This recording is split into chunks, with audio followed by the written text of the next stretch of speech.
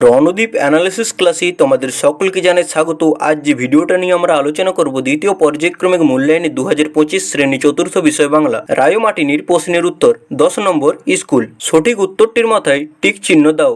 যে কোনো ছটি উবাচক খড়ি লতাপাতা কাঠকুটো দিয়ে ছবি আঁকায় ভারী ওস্তাদ, এটাবে কাঠকুটো। পাহাড়ের বনের মাঠের ধারে শম্ভুর দাদুর ঘর, এটাবে বনের। দূরের পাল্লা কবিতাটি কবির নাম সত্যেন্দ্রনাথ দত্ত, রবীন্দ্রনাথ ঠাকুর, জসিমউদ্দিন, এটাবে সত্যেন্দ্রনাথ দত্ত।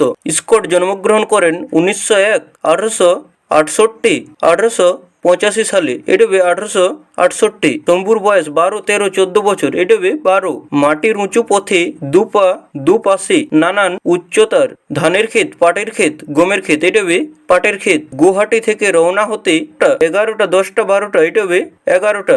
লক্ষ্মী মেয়েটি ধলেশ্বরী, ইছামতি, দামোদর, এটাবে ইছামতি। পূর্ণ বাক্যে উত্তর দাও যে কোনো 8টি।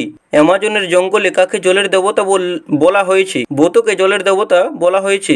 সে আমি পারবো না, বক্তা কি পারবে না?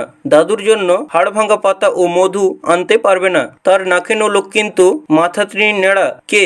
সেজ পিসিমার মেয়ে। টম্বয় শব্দটির অর্থ কি? ডান পিঠে। জলে লাগিয়া কে কাঁদিয়া মরে? পক্ষী জলধি। কবি সত্যেন্দ্রনাথ দত্ত কি নামে পরিচিত?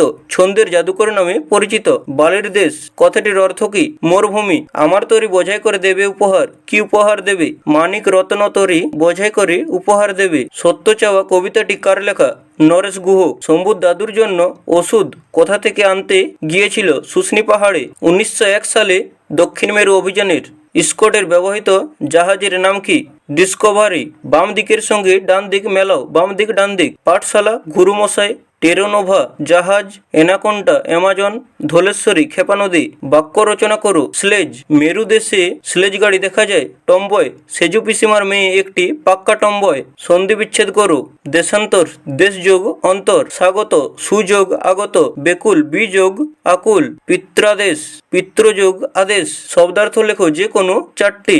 গাছ কোমর, কোমরে কাপড় শক্ত করে পেঁচিয়ে বা জড়িয়ে নেওয়া। হুসখুস, চঞ্চল। দুলঙ্ঘ, যা লঙ্ঘন করা যায় না।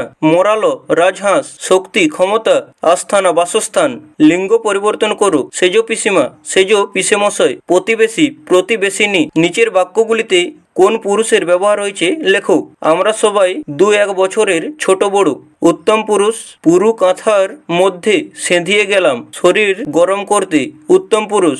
নিচের বাক্যগুলিতে কোন বচনের ব্যবহার হয়েছে লেখো। গ্রামে অবাল বৃদ্ধা বনিতা এসে ভিড় করে ঘাটে। বহুবচন, দেয় ডুব, চুপ চুপ, ঘোমটার বইটি। একবচন, নির্দেশ অনুযায়ী পরিবর্তন করো।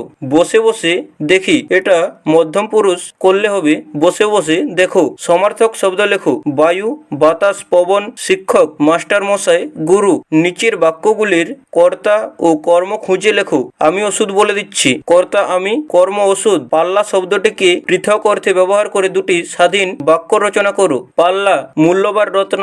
আমার ঠাকুমার কাছে একটি পান্নার হার ছিল। পাল্লা শরবত। গরমকালে বেল পান্নার শরবত খেতে বেশ ভালো লাগে। শূন্যস্থান পূরণ করো। লাল লাল মোটা মোটা চাল দেখতে দেখতে টকবক করে ফুটতে আরম্ভ করে। আমি ঠকঠক করে কাঁপতে কাঁপতে হাঁটতে লাগলাম। হাতের তলায় মধুর শিশি খুঁজে পায়। ঢেউয়ের দোলায় মোরালো সব চলবে দুলে দুলে। বিপরীত শব্দ লেখো। উদয়, অস্ত, ভয়, সাহস, আরম্ভ, শেষ, দুরন্ত, শান্ত। টিকা লেখো। স্লেজ গাড়ি। বরফের দেশে চলা লোহার পাত দিয়ে তৈরি বিশেষ এক ধরনের টানা গাড়ি।